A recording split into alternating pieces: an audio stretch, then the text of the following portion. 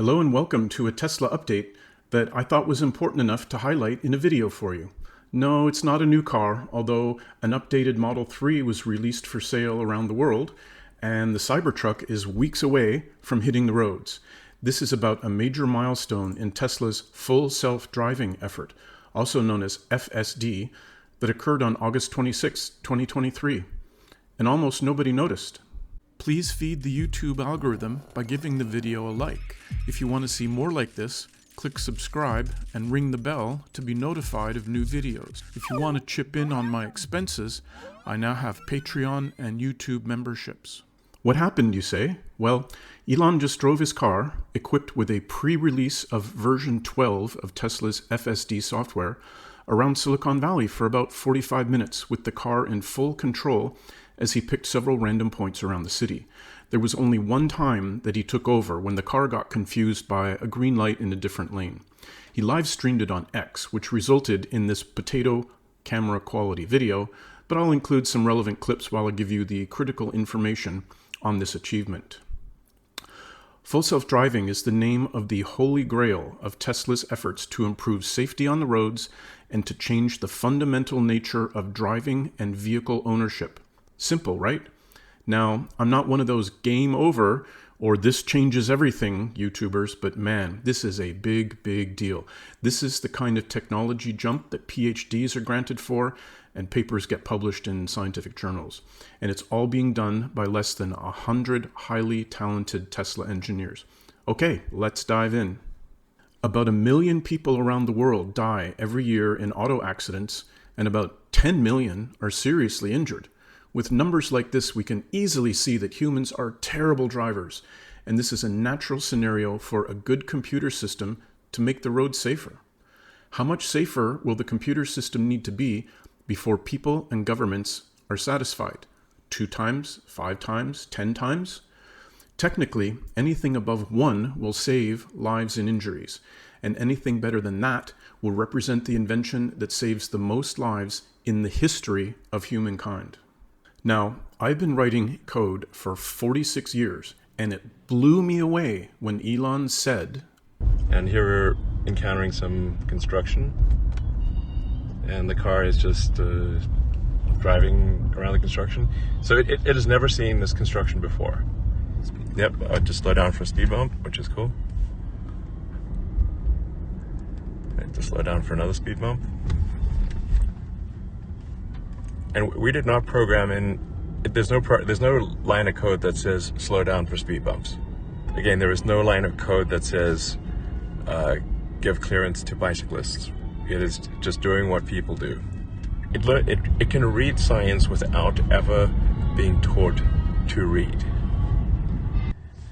Once again, there is no line of code that says stop at a stop sign or wait for another car. Who came first or whatever. Or who came, there's not like wait X number of seconds, nothing like that. Nothing. This is old nets, baby.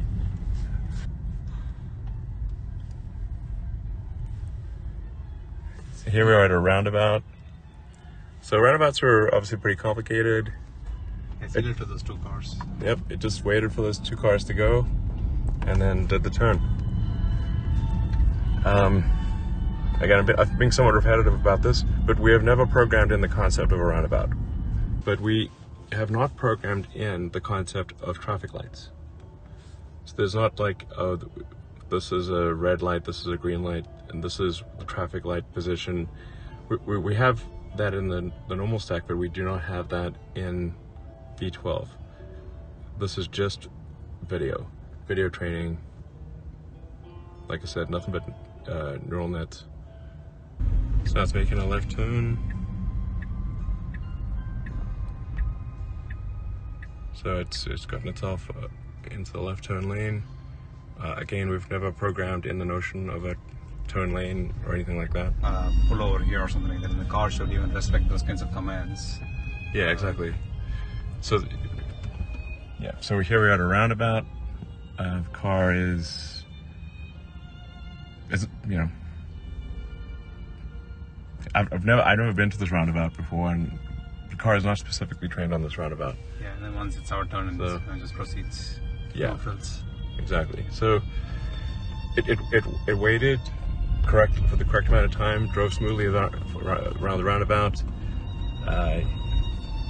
Again, I will be somewhat repetitive, but there is no line of code that says this is a roundabout. There is nothing that says wait, X number of seconds, which is what we have in the explicit control stack. That's the sort of version 11. This is the power of FSD neural networks in action. In order to categorize and evaluate the responsibilities of a human driver and an autonomous computer running a car, levels 0 to 5 have been defined. Level 0 is the human is always in charge but gets warnings. Level 1 is the human is always in charge but gets steering or speed control assistance. Level 2 is the human is always in charge but gets steering and speed control assistance. And several autonomous driving systems are at this stage right now, including Tesla's autopilot, which is a lower level of assistance than FSD. Level 3 is the car is driving itself under limited conditions and the human must be ready to take over at any time. Level 4 is the car is driving itself under limited conditions but will not ask the human to take over. Level 5 is the magic place, where the car can drive itself under any conditions and you can watch videos or fall asleep until you get to your destination, which completely changes the personal transportation experience. This is not only great for alleviating the tedium and danger of everyday driving for normal people, but think about sending your kids off to soccer practice or just relaxing while you're in bumper-to-bumper rush hour traffic. But this is also where Elon's visions of Robo Taxis materializes. In the future, Tesla will have hundreds of thousands of dedicated Robo Taxis driving around, using either existing Tesla cars or a new dedicated Robo Taxi design.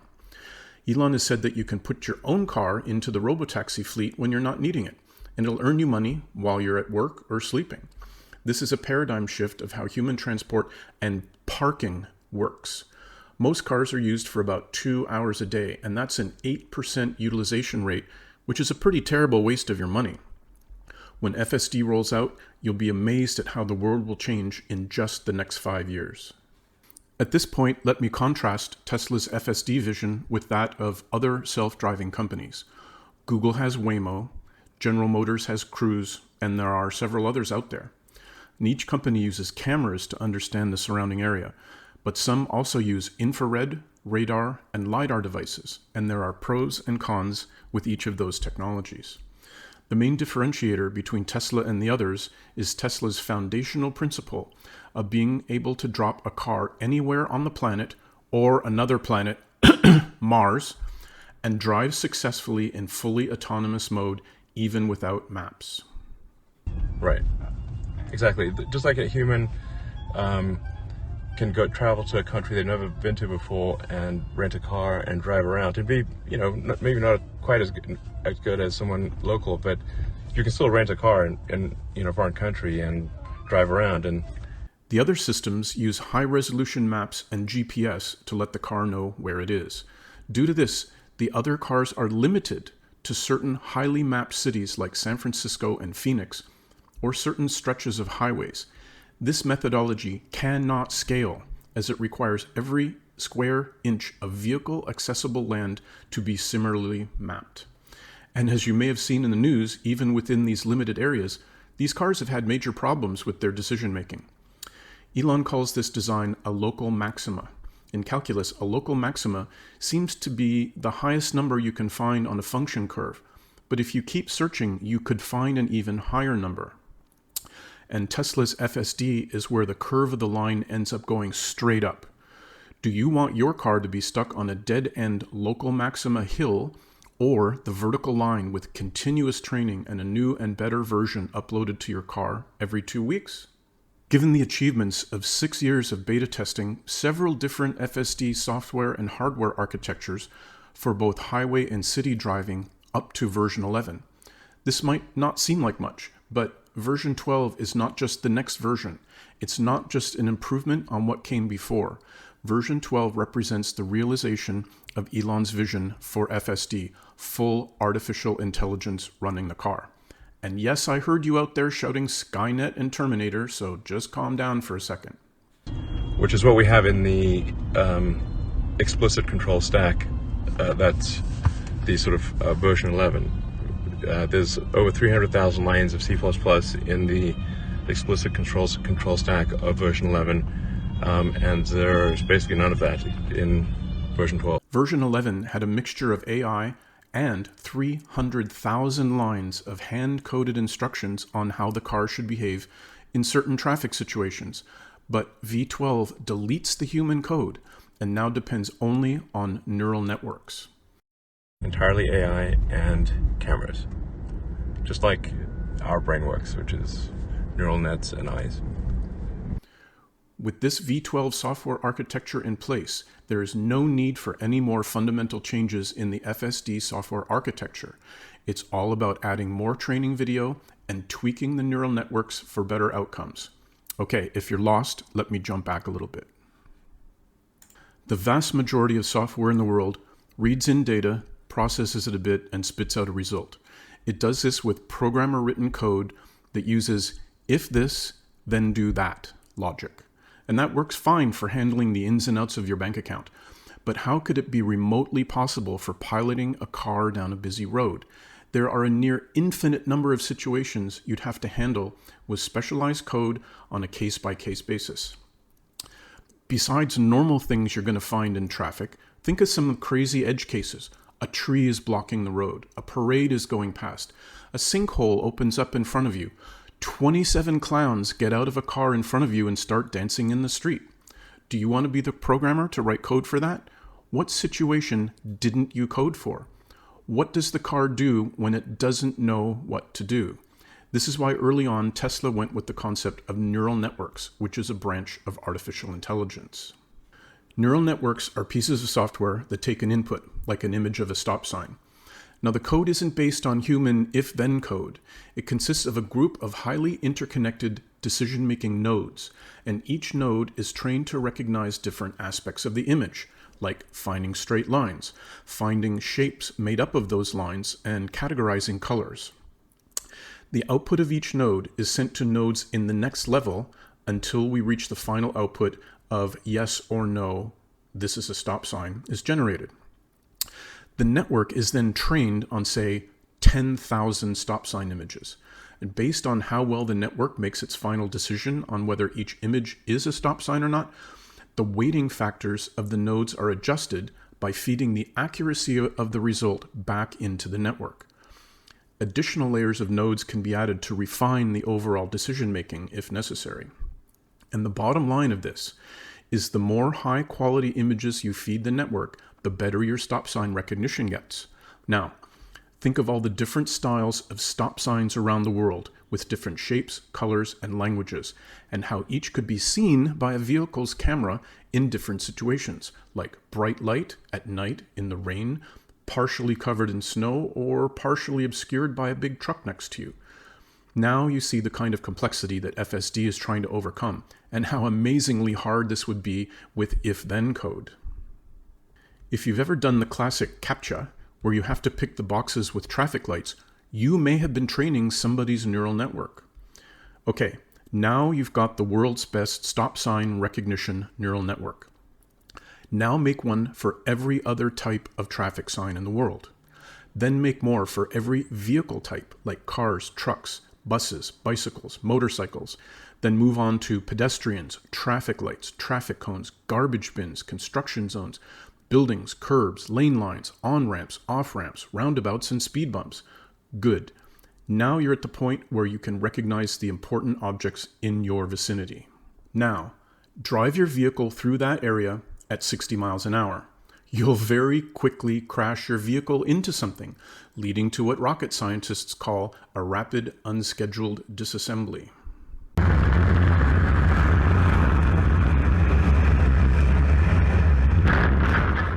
So the next thing you have to do is build even more neural networks that understand the dynamics of the movement of these objects from one camera snapshot to the next camera snapshot. Your network predicts what will happen next based on what it knows about how vehicles and pedestrians move and how buildings don't.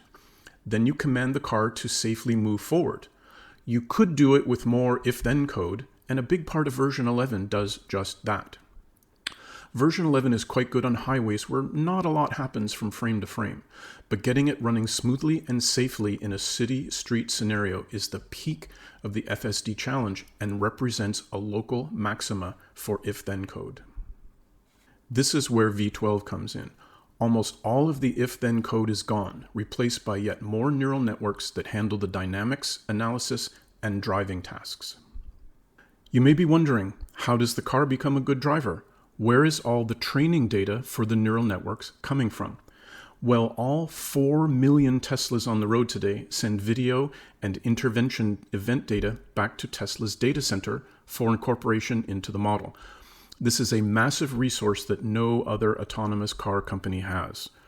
And Tesla has also invented a simulation based on a video game engine where they can build any scenario they want, then generate the resulting video, which is then fed into the training engine, just like real video.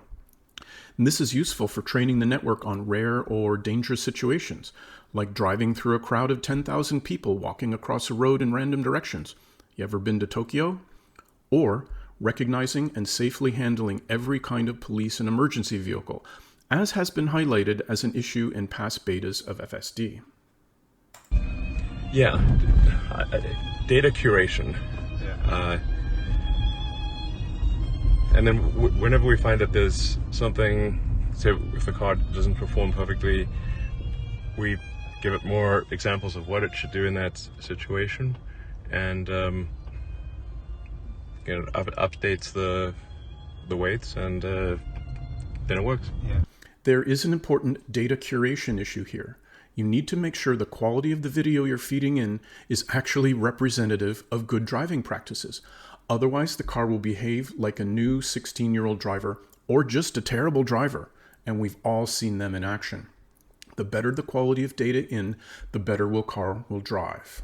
And I should say that there is quite a bit of software around what data, so selecting what data to train the system with. Yeah. Imagine, as a new driver, you have 2 choices. You can either memorize every rule of the road from a book, or you spend 1 million hours in the passenger seat of a car driven by the best driver in the world. You'd clearly be a better driver by observation, using only your eyes and the biological computer in your head that's full of real biological neural networks.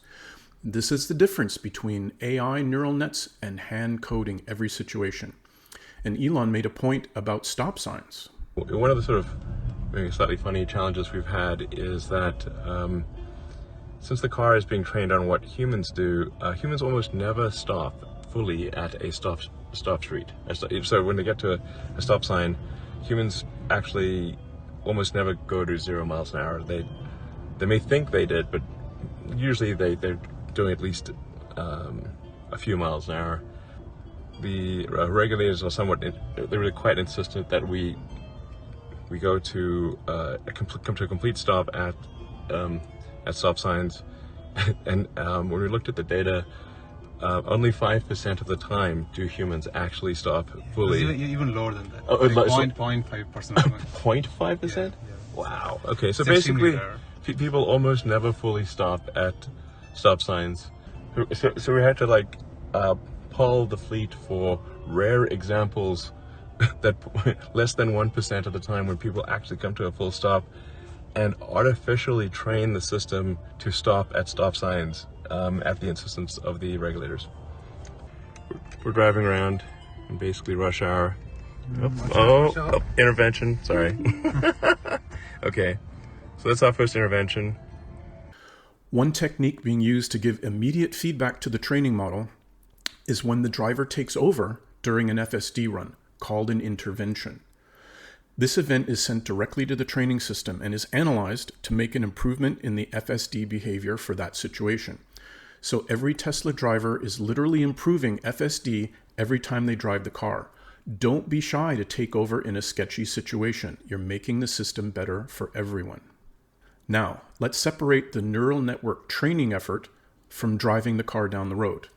Neural network training is very computer intensive and can take literally thousands or millions of specialized processors running for a week to do a complete training run with all the data.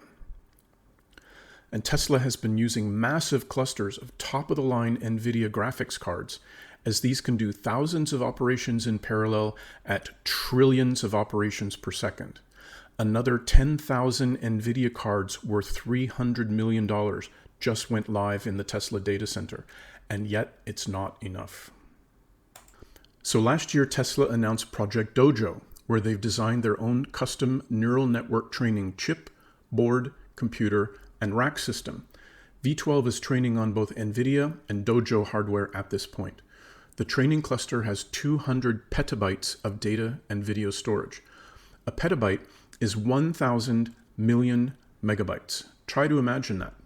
Elon said they'll spend $2 billion on training in 2023 and more next year.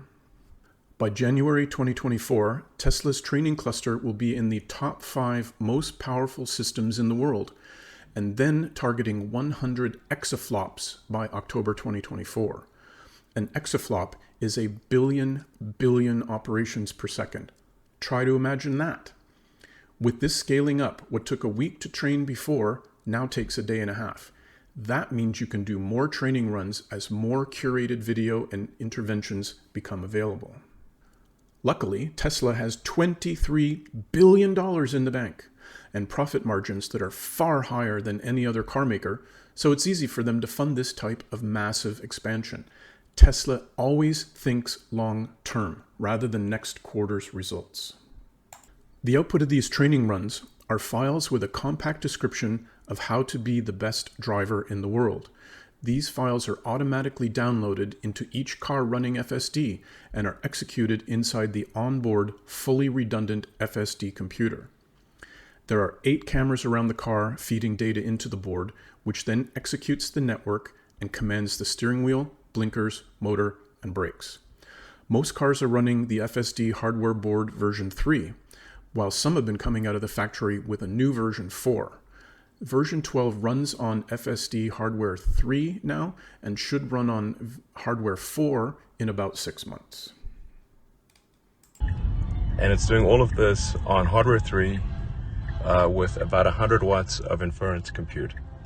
So it's not like, obviously, it's not some like massive data center. And if we were offline, there would be no difference. This is locally, all the inference that's happening is local. It does not need an internet connection. Oh yeah, we're running at the full frame rate. So it's taking 8 cameras at 36 frames per second. The car is doing a complete analysis of the environment and deciding what to do next every 28 milliseconds. Our eyes and brain process what we perceive at about 15 to 20 frames per second.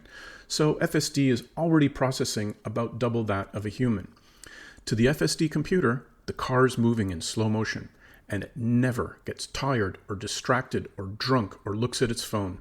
And it's always going to get better and better and better over time as more training data is fed in and the networks are adjusted for better quality and more scenarios. FSD 12 test drivers around the world. So we've got people in, I think, like New Zealand and like Thailand and Norway, Japan. So here we are. Right now, Tesla has V12 test drivers around the world. And these countries have wildly different signage and drive on both sides of the road, and V12 is handling it all. And soon V12 will start rolling out to anybody who wants to pay for it, either with a one-time payment of $12,000, a price drop as of the morning of this recording, or on a monthly subscription of $199, which you can turn on and off. So that's useful if you're going on a driving vacation, but wouldn't use it otherwise. One last thing. Robots. Tesla has shown its Tesla bot, also known as Optimus Subprime. That robot has a Tesla car Hardware 3 board and cameras inside it. It's going to be straightforward to train the robot how to walk, pick things up, and do tasks based on the V12 neural network architecture. I'm a long-term Tesla investor, but don't take my opinions as financial advice. I've lived through the roller coaster of Tesla stock over the last 10 years, and it's increasingly clear that with the advancements on the horizon, the stock has nowhere to go but up.